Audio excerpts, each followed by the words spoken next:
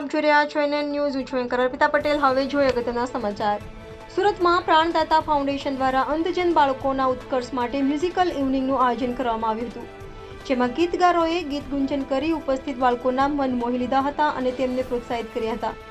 સુરતના સંજીવ કુમાર ઓડિટોરિયમ ખાતે તારીખ 8 જૂન 2024ના રોજ એક મ્યુઝિકલ ઇવેન્ટનું આયોજન કરવામાં આવ્યું હતું.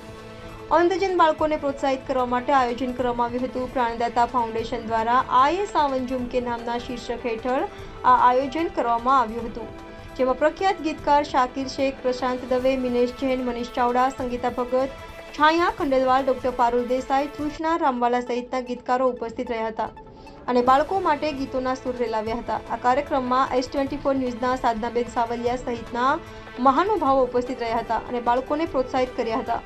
આ મ્યુઝિકલ ઇવનિંગમાં સદાબહાર જૂના ગીતો કલાકારોએ રજૂ કરી ઉપસ્થિત સૌ લોકોને મંત્રમુગ્ધ બનાવ્યા હતા. રિપોર્ટર નૈતિક રેશમવાળા, NN ન્યૂઝ, સુરત.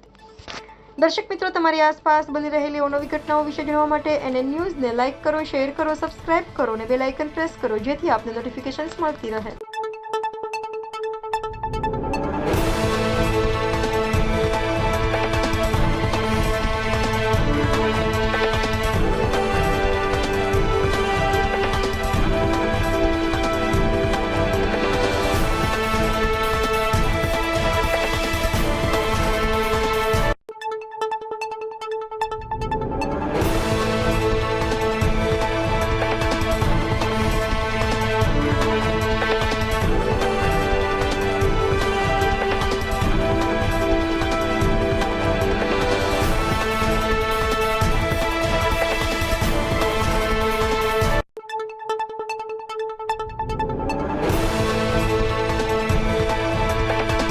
जी, आपका नाम?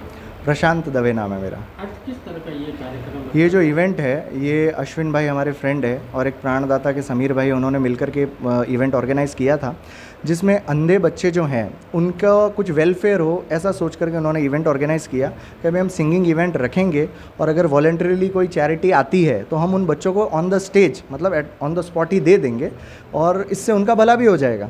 फिर उन्होंने हम सबको एक एक करके हैंड पिक किया कि भाई आप लोग जो अच्छा गाने वाले हैं, उसमें लकीली मेरा भी नंबर आ गया, तो हम लोग यहाँ पर गाने के लिए आ गए, हमने गाया है. और अश्विन भाई, समीर भाई, जो इनकी जो टीम है प्राणदाता फाउंडेशन की, इन लोगों का बहुत बहुत धन्यवाद है कि इन्होंने इतना अच्छा इवेंट ऑर्गेनाइज़ किया, पूरी मेहनत करी और हमको इतना अच्छी अपॉर्चुनिटी दी. ऐसा विचार किस तरह से आया आपको? ये मैं और अश्विन भाई एक दिन बैठे थे, ऐसे ही बात कर रहे थे. अब विचार हमेशा ऐसा होता है ना कि चाय के साथ आते हैं, तो बस चाय पी रहे थे और एकदम अच्छा सा विचार आया, चाय पे चर्चा, ठीक है.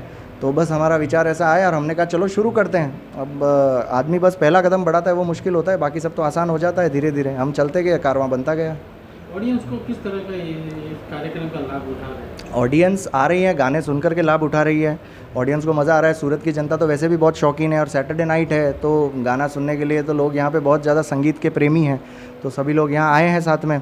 और दूसरा, इस इवेंट के थ्रू उनको ये भी लग रहा है कि वो भी भागीदारी दे रहे हैं किसी अच्छे इवेंट के अंदर. ठीक है, चलिए, thank you so much.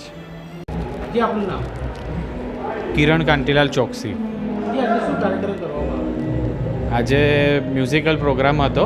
પ્રાણદાતા suicide prevention foundation આપણે ચલાવીએ છીએ અને હું પોતે ફાઉન્ડર છું, અને જેના દ્વારા આપણે અત્યાર સુધી 400 કરતાં વધુ લોકોને આત્મહત્યા કરતાં બચાવ્યા છે અને માત્ર ને માત્ર કાઉન્સેલિંગ દ્વારા 400થી વધુ લોકોને બચાવ્યા છે.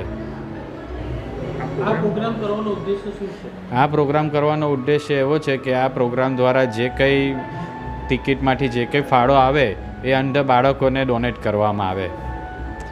જે કોઈ બાળકો છે, અંધ બાળકો, આ પ્રોગ્રામ દ્વારા જેટલી પણ ઇન્કમ થશે એ બધી પૂરેપૂરી અંધ બાળકોને ડોનેટ કરવામાં આવશે. કયા બાળકોને ડોનેટ કરવામાં આવશે? અંધ બાળકોને, કે જે લોકો આંખથી જોઈ નથી શકતા કે આગળ કોઈ કામ નથી કરી શકતા એવા બાળકોને.